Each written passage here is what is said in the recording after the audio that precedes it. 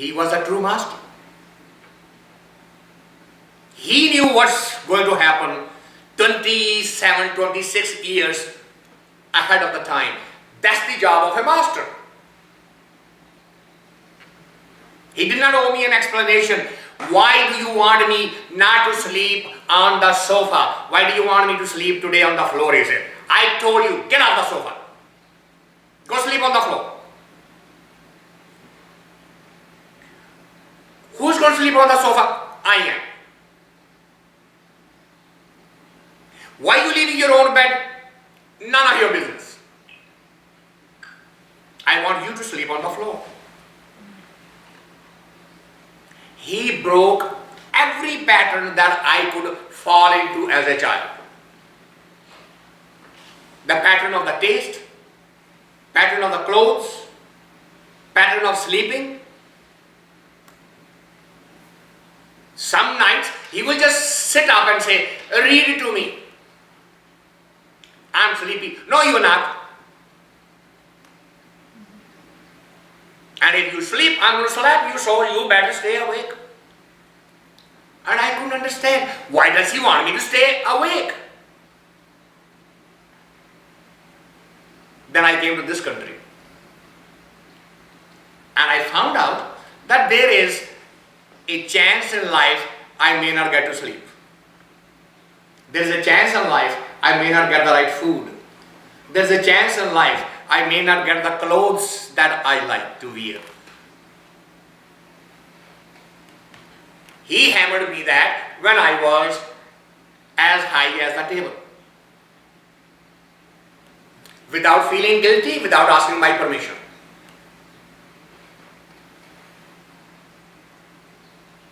That is called satgur, saachee, sikh, sunaa-ee.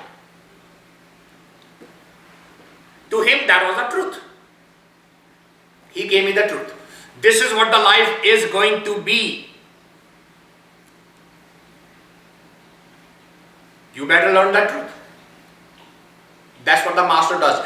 When for the spiritual lesson you go to a master, he says, this is what the truth is. You better learn, and you are not going to get an explanation for it. You are not going to get a justification for it. He's just going to say, do you want to learn? Are you serious to walk on this path? And if it hurts you, good. Because that hurt will help you to break some old patterns. You feel insulted? That's good. That will help you to control your ego.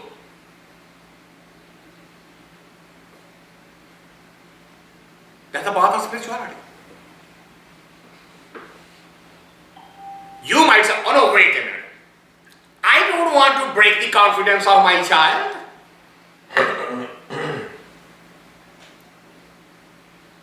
You don't want to break the confidence of your child until the time the child does not understand the difference between a false promise and a true promise. The day he understands that, that's called the child is grown up now. You know what's the definition of adult in the Western culture? He can reproduce one like him. That means he's grown up. I can show you 85 years old children. They have grown chronologically, but they haven't grown at all. That's not the growth. That's not the maturity. You want to raise the child from within by sharing the truth of life. Not make-believe stories. Master will do that. Satgur, saachee, sikh, sunaa-ee, har cheto ant hoye sakhai. That's the message he is going to give you. Which is har cheto. Remember him. Har means him. Cheto means get it into your consciousness. Chetanta. Make it a part of your existence. Just as breathing is part of your existence, make the memory as a part of your existence. That's the lesson that's going to come from the master. That's it. There's no other complication in here. Har agam agochar anath ajoni satgur ke bhaye pavanaya. Why are you asking me to do that? The next line expands and says, Har agam agochar. He says, look, the one you are trying to remember is actually beyond any memory.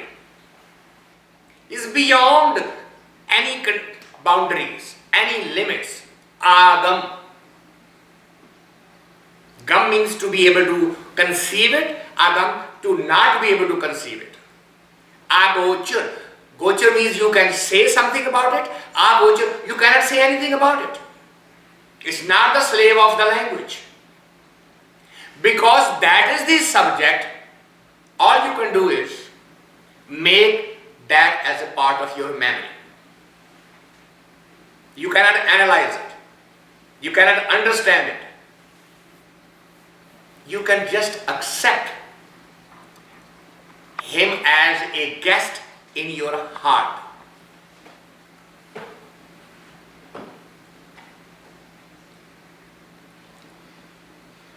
Har agam agochar anath ajoni satgur ke bhai pavanaya.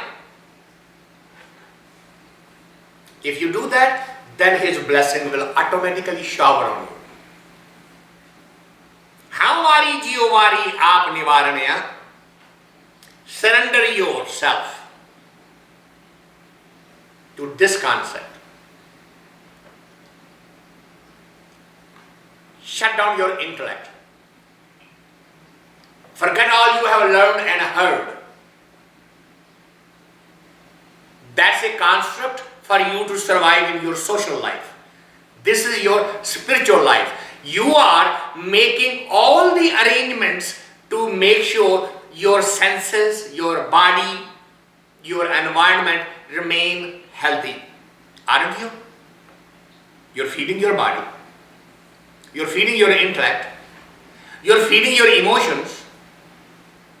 What happened to your soul? Have you ever thought of feeding it also? Have you found out what is the food for your soul? You know the food for your health, right? And you study the books for recipes for making the right soup, right food. And you study the research about the sugar and the salt and on and on and on. Do you ever study what's required for the soul? No, you don't. And I'm going to tell you today that food is har cheto. Get him into your heart. That's his food. That is the only thing that will help you when you reach there, when you become non-physical. Just as my father told me, forget all of your questions about me. Just do. It will help you some way and you will thank me then.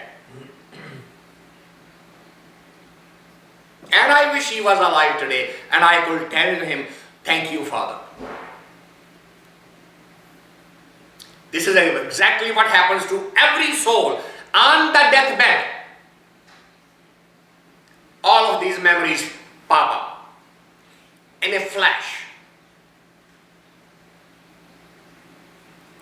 But there is nothing you can do now. There's no time left. Then what's the reaction? Oh, I'm so sorry. I'm so sorry, I missed the boat all the way.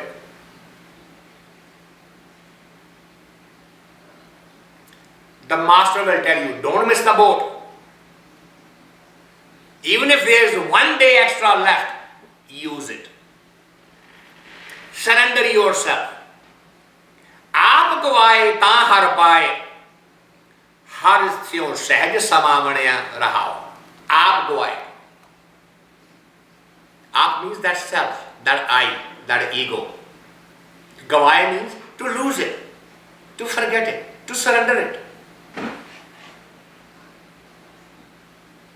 But that's the only thing we keep. We are willing to give up everything except that. That's why we go to all the mosques and the temples and the churches and the gurdwaras and the synagogues. What we do? I am saving myself, but I have some dollars that I can put in your kitty. Would you please pray for me so that I am forgiven over there? And the priest says, of course. As a matter of fact, if you double this thing up, I will pray for you twice. Isn't it?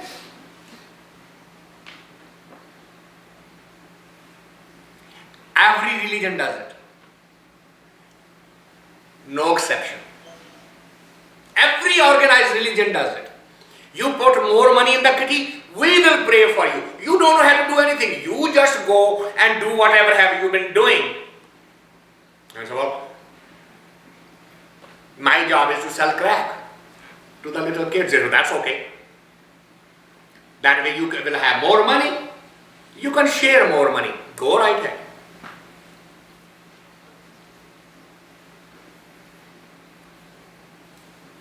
A master will never tell you to put something in my kitty.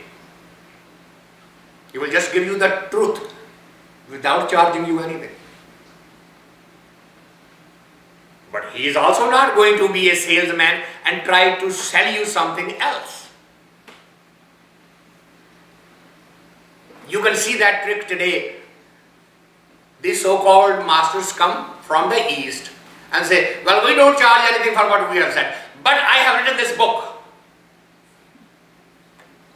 Or I have made this CD or this tape. Or I have started an institution in India where I am building a hospital and a college and a university. I need funds for that. They will hide behind. You're not going to give me anything. I don't take a penny from you. You just give it to that hospital that I am building up over there. It's mind-boggling. Absolutely mind-boggling. Somebody was telling me that when there is a wealth, excess of wealth,